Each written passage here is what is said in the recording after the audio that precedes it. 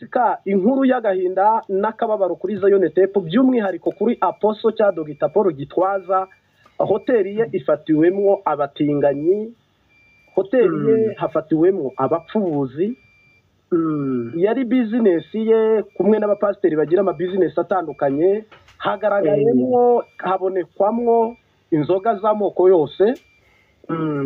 Umwe mu batinganyi bamamaye kandi bateye imbere mu gukorera shitani wagaragaye ku mbuga nkoranyambaga cyane ubwo yakoreraga ibya furambi muri hoteli, yego ari nawe wasohoye amajwi n'amashusho ashyira amabanga hanze ya Dogita Intumwa Paul Gitwaza, ari nayo mpamvu abantu bacitse umugongo, abantu babonye bari kurira, abantu bamwe bumiwe muri Zion Temple, bamwe ndetse babaye nk'abatukana cyangwa nk'abavuga nabe, abandi nabo babaye nk'abiyamana. Twese iyi nkuru ni inkuru yadukuye umutima, turi kwibaza ngo ni imperuka, ni iherezo ry'ibihumeka, ni iherezo y'abafite ubugingo.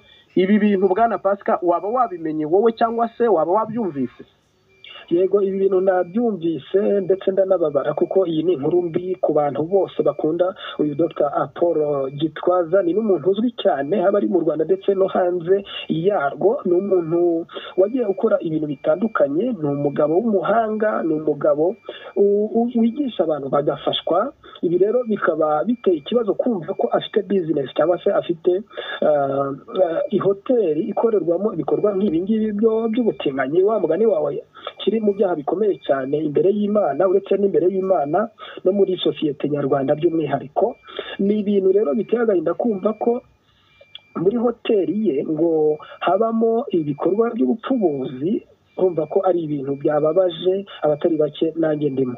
Bwana Pascal Gitwaza n'abandi bapasteri batandukanye hano mu Rwanda, harimo n'uwo baherutse gufungira ikanisa.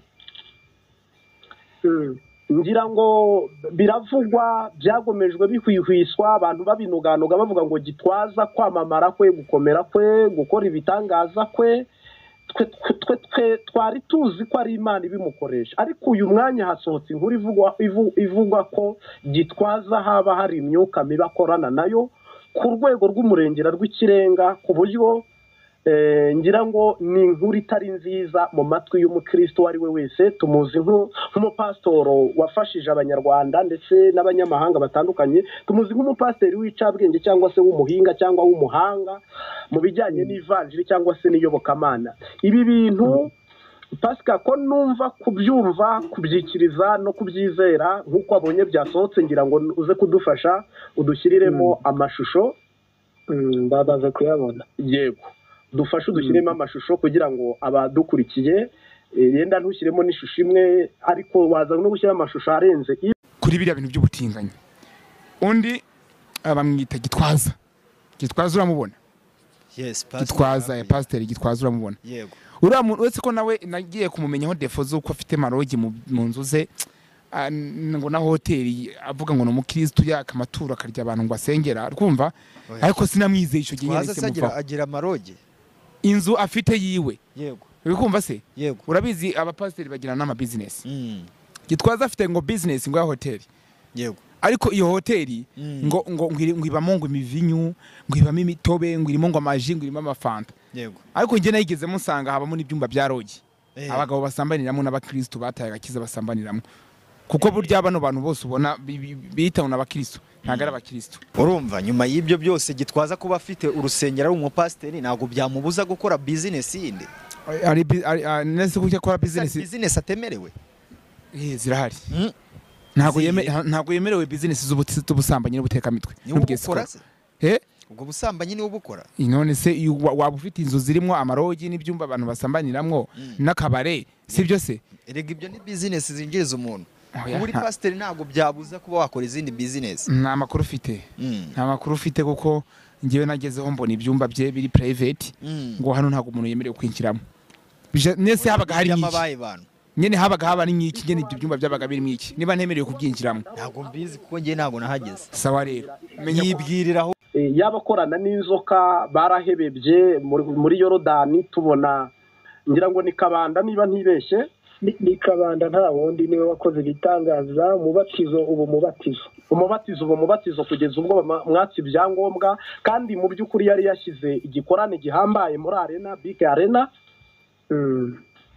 Niba Kabanda bivugwa ko yaba akorana na shitani, Dogita Paul Gitwaza akaba akorana na shitani, ninde mupasiteri twagirira icyizere waba asigaye wabakorana n'Imana? Twazamubwirwa n'iki niba koko Gitwaza akorana na shitani? Ubwo mu bapasiteri basigaye mu Rwanda uriya muntu twamwemeraga nk'umuntu ukorera Imana, ukorana n'Imana. Ninde mupasiteri twazongera kwemera ko aduha igaburo tuzi ko ari duhaye kubwo urukundo n'impano n'ingabirano biva muri Kristo? Ninde mupasiteri twakemera ko atubatiza nyuma y'uko Kabanda batije abantu ngo babatirisha imyuka mibi? Ni ibyavuzwe nyuma n'igihe abantu tubona indirimbo zabo tugahimbarwa, ijambo ridufasha riva muri Bibiliya batangaza tugahimbarwa. Ibi bintu ninde muntu tuza kwemera no kwizera ko ari umukozi w'Imana noneho n'ibikorwa bye tukabyemera?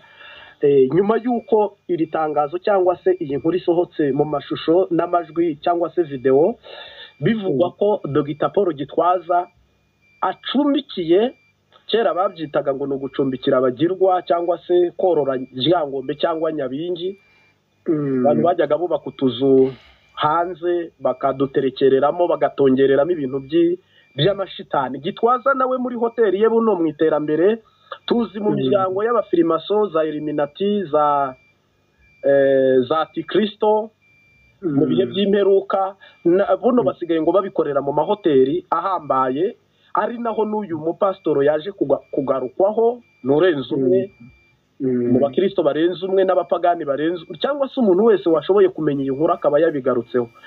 Nk'uko ngira ngo no mu mashusho abantu bari bubyibonere cyangwa bari kubireba mu buryo bumwe n'ubundi. Pasika twibaza uyu muntu Dogita Paul Gitwaza muri iyi hoteli ye kuki yabashije gukingurira imbaraga mbi nk'izi ngizi zikahakorera? Ni ugukunda amafaranga? Ni ibihe bya nyuma? Ni uko nta cyaha kibigize ibi bintu imbere y'Imana? Kuko muri leta aho business ni business muri leta bibapfa kuba bitabangamiye uburenganzira bwa muntu. Gitwaza ibi bintu ari kubikora mu ruhe rwego? Ni ubukene bubimukoresha? Ni inyungu ya shitani? Ni inyungu y'Imana? Ni ivanjiri rigufi? Habaye iki?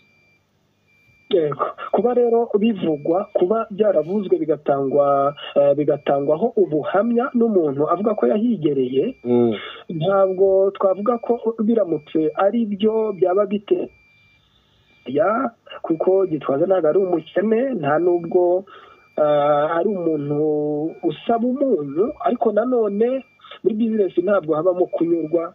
Amafaranga waba ufite ayo ari yo yose ukeneye ko yiyongera. Ibi rero bikaba atari n'ikibazo. Abatari bake bakomeza kwibaza ko kuba umuntu ari umubwirizabutumwa ariko akaba yagira bizinesi, akaba yagira ishoramari ku ruhande iryo ari ryo ryose, ko ntacyo byaba bitwaye. N'ikimenyimenyi hari n'abemera ko ababwirizabutumwa ashobora gukora roji, ababyemera cyangwa se abasanzwe basambana bakaba baza kubikoreramo, noneho ya mafaranga akaza kujya mu biganza by'umukozi w'Imana. Ariko bikavugwa ko hari abemeza ko ayo mafaranga nubwo aba yafashe aba atari we wakoze bya byaha, ariko abatari bake bakemeza ko kuba yafata amafaranga avuye muri ibyo bintu ntaho bihuriye, ntaho bitaniye no kuba yashyigikira ibyo bikorwa, ntaho bitaniye no kuba yabitera inkunga.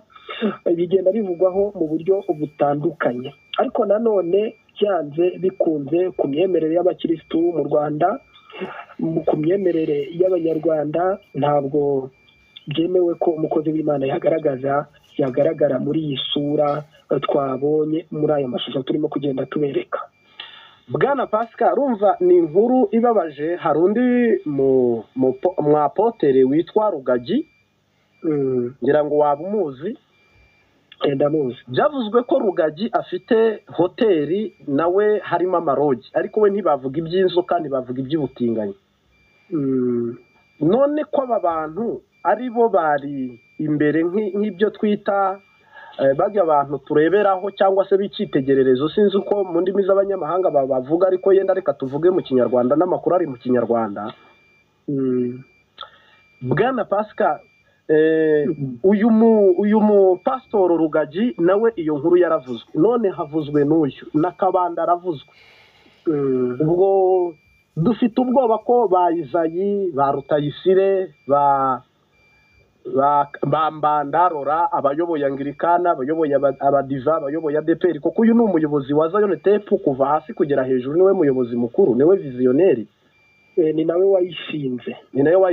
Mu byo nzi mu ijambo rye nkurikirana manywa na nijoro, mba muri groupe ye y'ijambo ry'Imana ibi kuri WhatsApp, mba muri groupe ye, ibintu yigisha mu by'ukuri amaturo nayamuha, amashimwe nayamuha, mazi nayamuha, ibyo yigisha, ibyo nkunda gukurikirana ku kanjye gatwe kugwangira uruhare, mbona ari ibintu bitomoye bitarimo satani, bitavuga satani.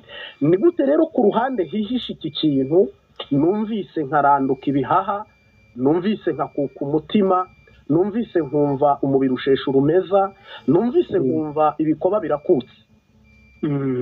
Iki kintu nacyumvise numva ubwenge bubaye nk'ubuhagarara, ariko impamvu ni uko umuntu ushobora kuba umubona nk'umuntu ushobora kukubera pare mu bintu bitandukanye.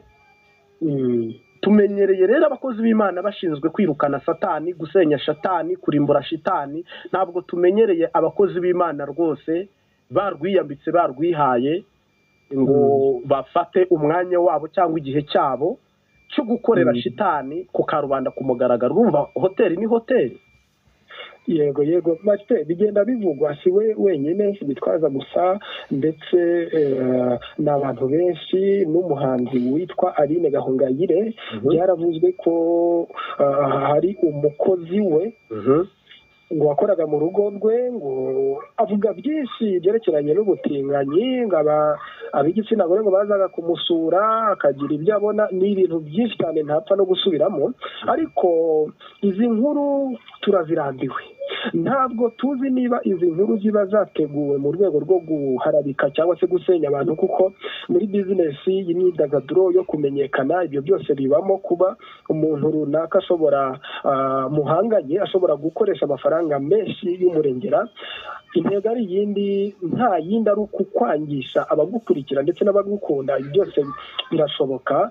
Ariko ukiri aho ntaguciye mu ijambo, uretse ko ubwo narangije kuricamo, twakibaza bizinesi z'abapasitoro ni izihe, bizinesi z'abapagane ni izihe?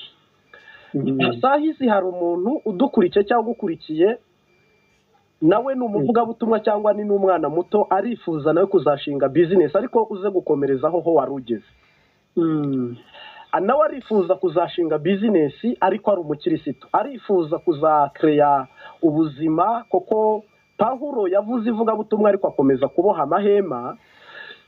Ntabwo yahagaritse kuboha amahema ngo atungwe n'intama, ahubwo yaboshye amahema kandi akomeza n'umurimo w'Imana. Kushinga bizinesi uri pasiteri biremewe, gukora bizinesi uri pasiteri biremewe. Ntabwo turi mu kinyejana cyo kwiyegurira Imana ngo tuvuge ngo tuzabaho dutunzwe namwe mu yera cyangwa se tuzasangirira hamwe nk'intumwa. Bizinesi icyo ndacyemera ko yemewe, ahubwo tukibaza ngo eske koko pasitoro yemerewe bizinesi yo gushinga akabari? Pasitoro yemerewe bizinesi yo gushinga urusambaniro, amarogi?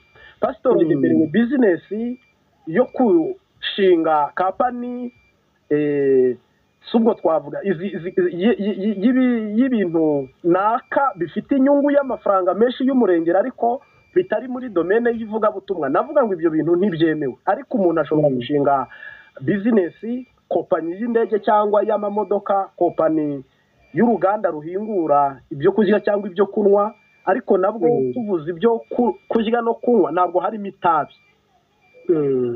Ngira ngo rero n'abapadiri bajya babikora, ariko bo cyane ntabwo tubakontaho, kuko bo imyizerere yabo n'imyemerere yabo yemera inzoga, ariko nabo hari kirazira, nubwo bavuga ngo kiliziya ikuye kirazira. Twibaze rero uyu mukozi w'Imana ni akahe kaga kaba kamushyikiye, nize ngorane yaba yahuye nazo, ko tuzi ko adakenywe, adashonje, tuzi ko aho akeneye kujya arahajya, imodoka akeneye ayigendamo, donke uhoraho tuzi ko yamuhezagiye. ibi bintu byaba ari shitani ibikora, yaba ari gukorana na shitani nk'uko wari ubigarutseho rero bwana Pascal. Natwe turi kwibaza ngo eske ni ukumusebya, ni ukumusenya, ni ukurimbura ivugabutumwa rye, ni shitani yinjiriye hano. Wakomerezaho nanjye nibajije ibintu nk'ibyo, ariko tubwira abantu ngo bizinesi ziremewe ariko hari zitemewe ku bantu b'Imana. Oya, birumvikana, buriya nibyo narimo kukubwira ko atari umwe, ari benshi bagiye bavugwaho ibikorwa bibi cyane, ariko tukibaza izi nkuru ni impamo. Ese umunyarwanda ko yavuze ko nta kavugirwa, nta nduru ivugira ubusa ku musozi, wenda ntibyaba bifite icyaba kibivuga, ariko nanone ntitwirengagize ko gusebanya bibaho, ntitwirengagize ko iyo ugeze ku rwego rw'iterambere, iyo ukomeye, turafata urugero ku Rwanda, intambwe rutera hari abatari bake barusebya ibitarabayeho. Ibyo ni ikigaragaza ko n'umuntu wese wagera ahagera ashobora kuba yasebwa, akandagazwa, kandi mu bikorwa by'ikinyoma. Bwana Pascal, twabwira abazayone tepu ngo ntibakuke umutima ntibanagwe. Wasanga koko ari shitani yahimbye ikinyoma. Kuba pastor afite hoteli, ugasanga yenda ni hoteli yakira abavugabutumwa bavuye mu Burayi, cyangwa se ni hoteli ikorerwamo inama n'akazitorero, cyangwa se ni hoteli ifasha Gitwaza agira amasidi atandukanye, ikaba ari hoteli irimo ibyo byose bya Zayoni. Ariko abantu bakagendera kuri icyo kintu bavuga ko ya hoteli yenda se wasanga ari inakorerwamo n'iyo mirimo ya shitani. Ariko tunavuge ngo koko Imana nigireba mu mutima, tunavuge ngo nta nduru ivugira ubusa ku musozi nk'uko wari ubivuze, wasanga koko ari nabyo. Ariko njyewe sahizi ntabwo nemera ko ari byo bwana Pascal. Nanjye ntabwo mbyemera, kubera uburyo nsanzwe nemera uyu mugabo Apotre Gitwaza, mwemerera ko azi kwigisha, kandi noneho nta nubwo ari mu buryo bw'ijambo ry'Imana gusa, n'inama z'ubuzima busanzwe, imyitwarire, iterambere, ibyo byose abivuga neza. Niyo mpamvu ntahamanya n'aba ngaba ko byaba ari ukuri. Birashoboka ko ari ukumwambika igisuzuguriro ndetse no kumusebya. Nanjye navuga nyo, ndetse n'uyu wo muri Rwisurumu, ndetse n'ibyo bya Kabanda, ngira ngo nibyo byo kuwo Gahongayire. Ntabwo twaha intebe shitani ngo tubone ko ibitangaza byose bihambaye ni shitani bikora, abakire bose bagikuzimu. Ibyo bintu kwaba ari ugusubira inyuma mu buryo bw'imitekerereze, tukaba tugiye muri atikite. Koko n'Imana ibasha kuzamura umuntu ikamukoresha ibirenze cyane utwumiza, n'amafaranga wayagira uyakuye mu bikorwa byawe akaba menshi cyane nka Basina n'abandi. Ariko twaba tugiye muri atikite tuvuze ko umugisha ukomoka kuri shitani, tuvuze ko iterambere rikomoka kuri shitani, cyangwa se tugafata umuntu nk'uyu wabitangaje tukaba ari we dukomera amashyi ngo ibyo yavuze ni ukuri, tukirengagiza umuntu umaze imyaka 10 atangaza ubutumwa bwiza, avuga ubutumwa bwiza.